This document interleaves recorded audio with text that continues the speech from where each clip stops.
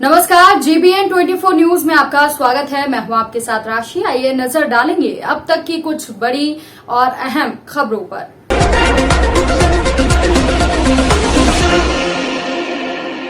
जग हो रही ब्रज हो रहा। जी हां, आज से ब्रज के मंदिरों में होली की शुरुआत हो गई है। जहां वृंदावन के विश्व प्रसिद्ध बांके बिहारी मंदिर में रंग भरणी एकादशी से रंगों की होली की शुरुआत होती है, जिसमें आप भी इस तस्वीरों से अंदाजा लगा सकते हैं कि बिहार के मंदिर में सुबह से ही भक्त और भगवान के बीच होली खेली जा रही है।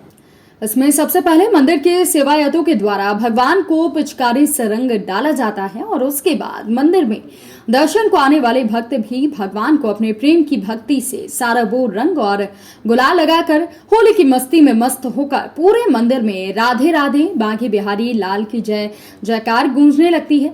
वहीं इस होली का आनंद उठा रहे भक्त भी यहाँ पर आकर ऐसे रंग में रंग जाते हैं, फिर सब कुछ भूलकर भक्ति के साथ जमकर होली खेलते हैं।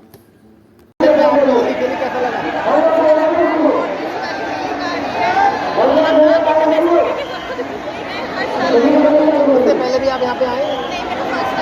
सब जगह होली होती है, यहाँ पे होली कैसा महसूस हो रहा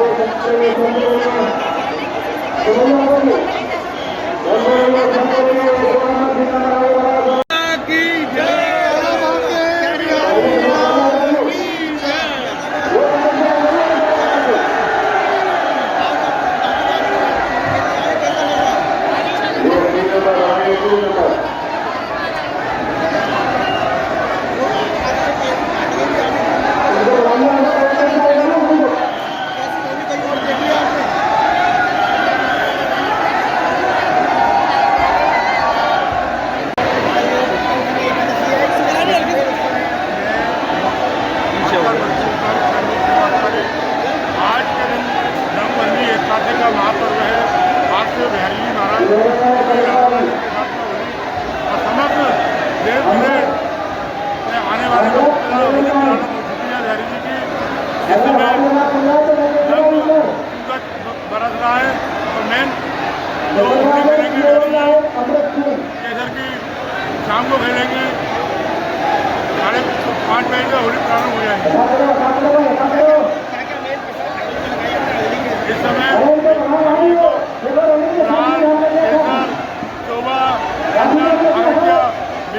जाता है।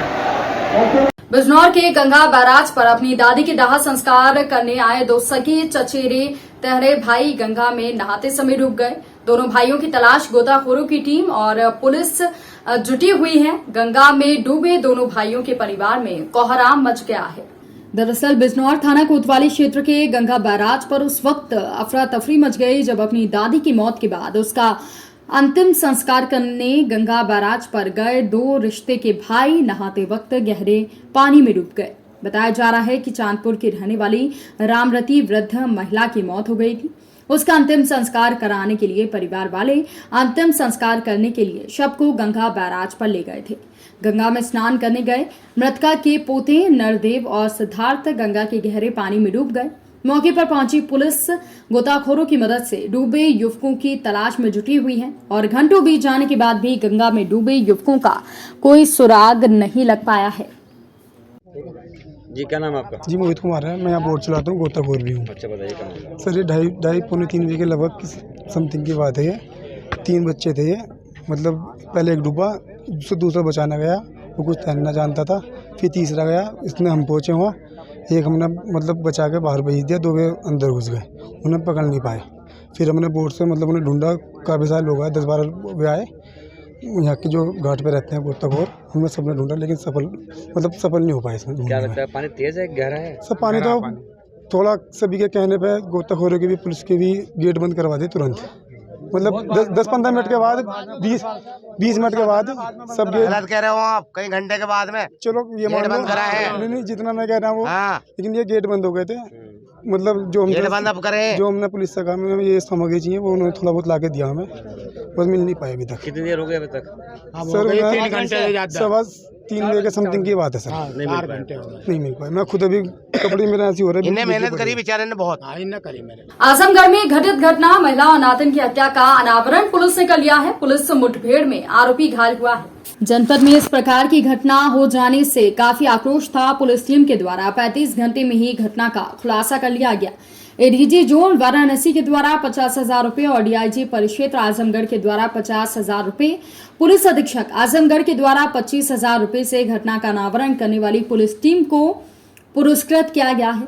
वहीं आपको बता दें कि वादी शिवशंकर गुप्ता मुनीलाल गुप्ता का पुत्र है और इसकी उम्र करीब 50 साल है और इसकी एक और नातनी अंचल पुत्र करीब 13 वर्ष है, जिसके अज्ञात व्यक्ति के द्वारा हत्या कर देने के संबंध में स्थानीय थाने पर मुकदमा दर्ज हुआ था। डबल मर्डर से संबंधित एक व्यक्ति अरनौला के साधन की तलाश में खड़ा है। सूचना के आधार पर पुलिस ने व्यक्ति को गिरफ्तार किया, जिसने अपना नाम चंद्रजीत चौहान पुत्र लालधारी चौहान बताया, जिसके पास से 75,000 रुपए और एक अदद मोबाइल इन्फिनिक्स कंपनी बरामद की गई और गहनता से पूछताछ की तो उसने 13 तारीख को डबल मर्डर की घटना करना स्वीकार किया। शेष पैसा और आला कत्ल अमृतगंज बाजार में अपने खेत में छिपाना बताया।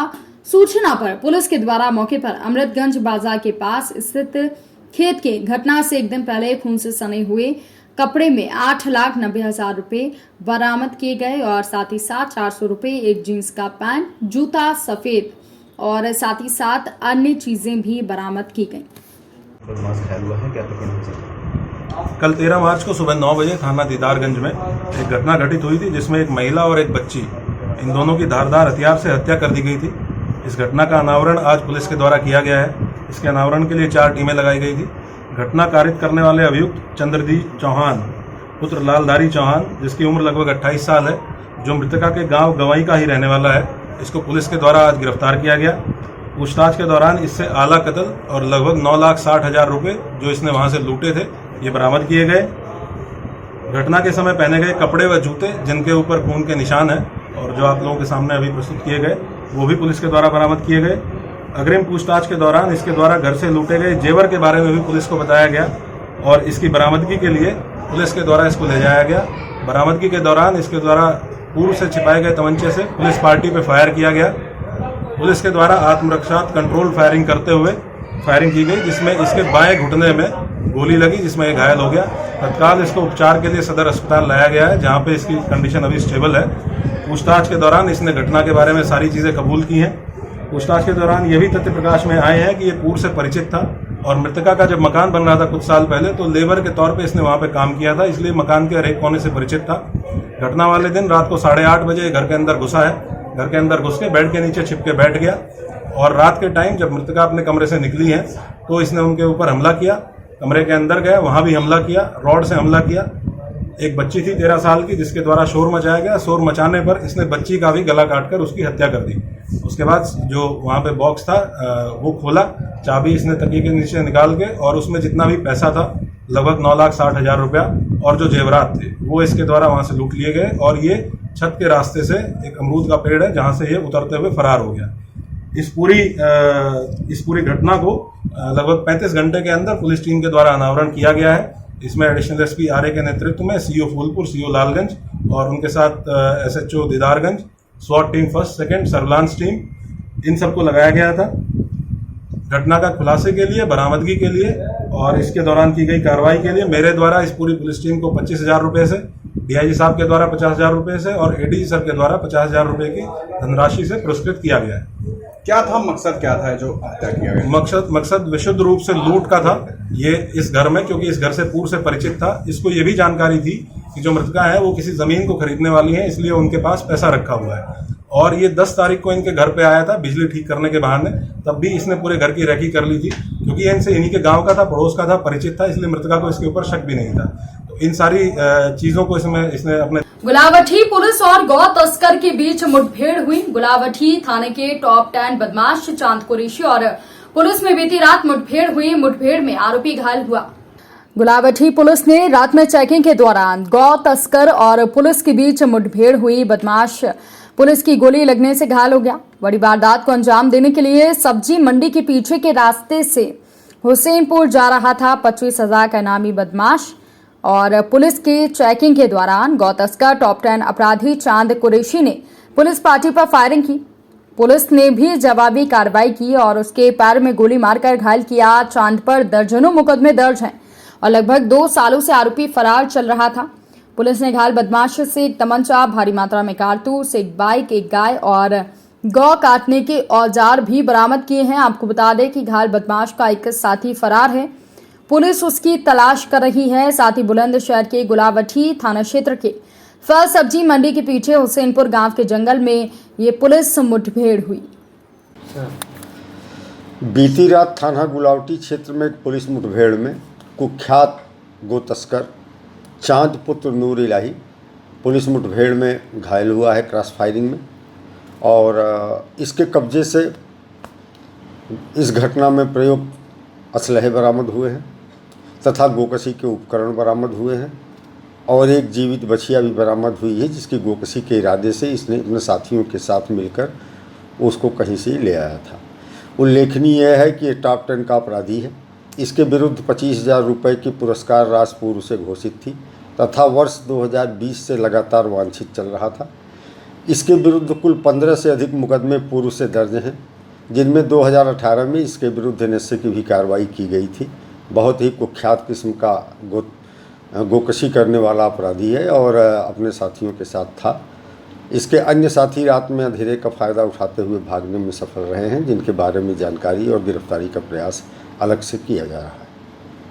भगवान श्री कृष्ण की जन्मस्थली मथुरा की यूं तो बात निराली है। नटखट छलिया ने यहाँ तमाम लीलाएं की थी और उन्हीं लीलाओं में से एक है विश्व प्रसिद्ध लठमार होली, जो कि पूरे भारतवर्ष में सिर्फ ब्रज में मनाई जाती है। होली के रंग और आनंद भी ऐसे होते हैं कि आप भाव विभोर हो जाएं।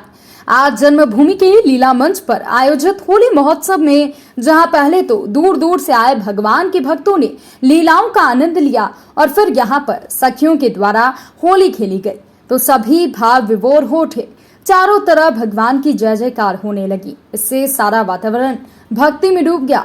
बाहर से आए कलाकारों के द्वारा मंच पर तरह तरह के सांस्कृतिक कार्यक्रम भी दिखाए गए, जिन्होंने लोगों का खूब मनोरंजन किया। और वहीं मंच पर मयूर नृत्य और ब्रज के मशहूर चुरकुला नृत्य ने भी श्रद्धालुओं की खूब तालियां बटोरी। सभी को होली के साथ साथ मस्ती का भी एहसास कराया गया, जिसके बाद कृष्ण जन्मभूमि पर बरस रहे इन लट्ठों को देखकर शायद ही आपको लगेगा कि कहीं ऐसा भी होता है, लेकिन ये सत्य है, क्योंकि ये लट्ठ मथुरा की विश्व प्रसिद्ध लठमार होली में पड़ रहे हैं। जी हाँ, इस होली का अनोखा रूप देश ही नहीं बल्कि विदेशों से भी लोगों को आकर्षित करता है, जिसे देखने के लिए हजारों की संख्या में लोग यहाँ पर पहुंचते हैं। आपको बता दें कि यहाँ पर तीनों लोक के राजा श्री कृष्ण बसते हैं, जो अपने सखाओं के साथ अपनी प्रिय राधा से होली खेलते हैं, सखियों से लट्ठ खाते हैं। राधा कृष्ण के प्यार से सराबोर ये लट्ठ चाहे जितने भी पड़ते हों, लेकिन लगता यही है कि जैसे वो लट्ठ नहीं बल्कि फूल मारे जा रहे हों। आपको बता दें कि इस होली में काफी ज्यादा श्रद्धालु जुटते हैं, लेकिन 2 साल पहले तक कोरोना काल के चलते यहाँ पर होली में उतनी भीड़ नहीं देखी जा रही थी, लेकिन अब श्रद्धालु 2 साल की कसर इस साल पूरी करेंगे और जमकर श्रद्धालु यहाँ पर उमड़ रहे हैं। भक्तों का कहना है कि यहाँ पर होली खेलने का अपना अलग ही अंदाज है, क्योंकि ऐसा लगता है कि यहाँ पर भगवान के साथ होली खेल रहे हैं और ये परिवार इतना बड़ा है, ये कहीं और नहीं। बहुत मजा आ रहा है, हर बार ऐसे ही रहे।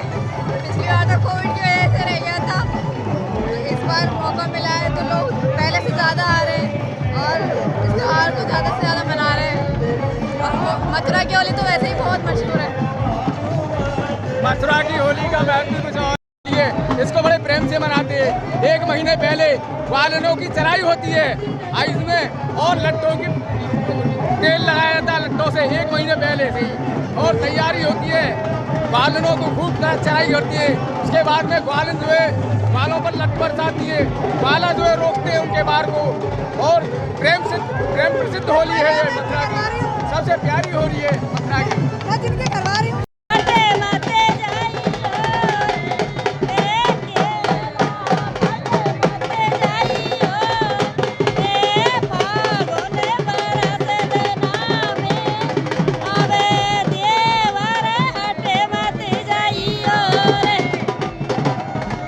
इस बुलेटिन में फिलहाल के लिए इतना ही। अपडेट्स के लिए आप बने रहिए हमारे साथ। नमस्कार।